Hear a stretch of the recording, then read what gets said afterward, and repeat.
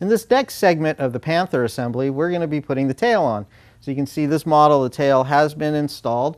I wanted to show you that we installed the wing, set it in place. It isn't bolted in or anything, but it is on because we want to have that comparison when we're gluing on the stabilizers. With this airplane, the first thing you're going to want to do is glue on the vertical stabilizer. It fits on a platform, it's keyed, so it's very easy to get it in the correct position. The keel or spar at the trailing edge of the vertical comes all the way down into the fuselage and locks in place. So it's very hard to get it out of alignment, but you still should check before you glue it just to make sure it's perfectly aligned. The other thing to watch out for is they make this keel a little bit longer than it needs to be. So you're going to have to just lightly carve down or sand down the curve at the bottom of this to match the curve of the fuselage so that it fits perfectly tight and flat against the mounting plate in here. This mounting plate is tied into the former, so it's very strong, and it'll handle the speeds that this airplane is able to provide with this power system. It's a fast airplane, and this is all going to hang together great because of the way they've distributed the stress. The next part, of course, is installing the horizontal stabilizer, and this is a little bit of work because there's no exact thing to hook up a triangle to, right triangle. You have to set the stabilizer in place with no rudder and no elevator. You slide it in. You're going to want to measure it to make sure it's in the middle and that it's perpendicular to the airplane, the hinge line is, so it's really straight, and mark it and remove the covering where the glue is going to be holding the two together. And then what I did was I just used a little T-pin in the edges just to kind of hold it in place and stood back to make sure that it really was level. And the other thing is you want to have it, there's a groove for it to slide into, of course, and you want to have enough room at the back for the elevator joiner wire to fit through. So you want to have about 3/16 gap back here at the end, and there's plenty of room for that. Once you're satisfied that it really is straight, both in all planes, in all three axes, it really is straight, then you want to glue it on.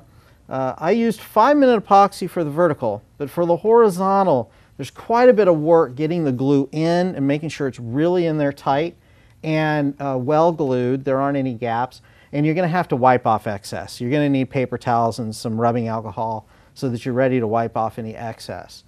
This takes time, and I tried it with 5-minute, and it's almost impossible.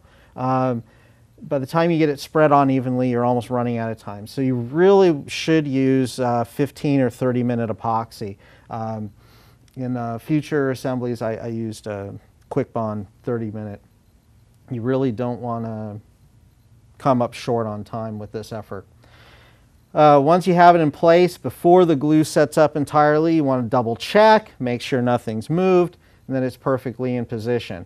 Once you have that, then you can glue in the rudder and the elevator. The elevator joiner is a really heavy rod. You will have to fit it through the back, and it grabs just like a torque rod in an aileron would. So it's pretty easy to install. The hinging is just like we showed you in the ailerons and the flaps. I used wood glue, put wood glue in the holes, a little bit on the hinge, made sure that the actual moving part of the hinge has a fair amount of oil on it, like sewing machine oil or that sort. And then as you put it together, wipe away any excess and then drop a little bit more oil on it when you're done to make sure that you really got it in there. So you've got to put glue on the joiner and you've got to put glue on these parts to really make sure they're in there tight. Wood glue takes hours to set up, so you really want to just do that part and then walk away for a little while and let it rest and dry and be in good shape. When you come back, you just give it a little wiggle, and even if there were any glue at the top, the oil keeps it from getting in, so it just worked freely. Again and again and again, can't stress this enough, this is the easiest way to do it. And next I want to show you the elevator and rudder servo installation. This is a very easy thing to do too. Now we're going to show you the rudder and elevator servo push rod and servo installation. The servos have a nice compartment here, and they provide a cover. I did paint these yellow, these screws, but it does come with screws and they bolt on, and this is the position you'll need them in, toward the back. The rudder has a hard point for the horn, and that's one-sided, so you'll use the wood screws that are provided and glue them in as you put this in, and that'll hold that in position.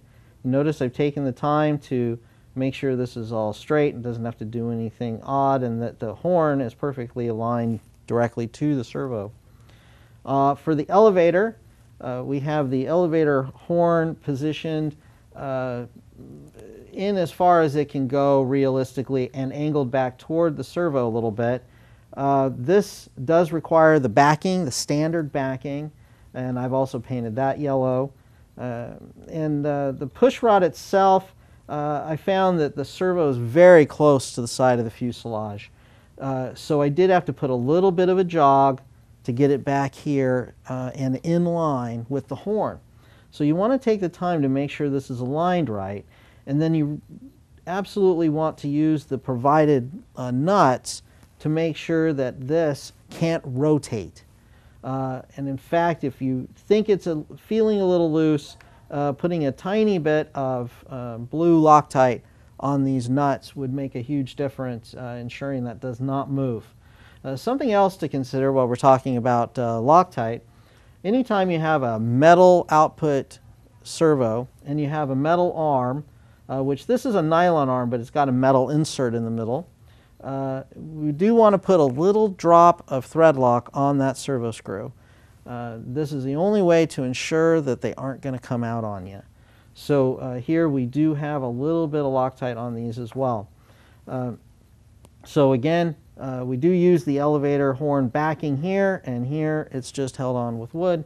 We do have long servo extensions running up to the brake in the fuselage, and there's routing for that in the formers in the fuselage to keep it out of the way of everything else. This makes a very solid, very straightforward linkage installation. I haven't done it yet on this part, but each one of these clevises will get a little piece of fuel line to ensure that it doesn't come apart. I use a little bit of yellow Tygon because it just really seems to hold up nice, but any silicone tubing would do the trick as well.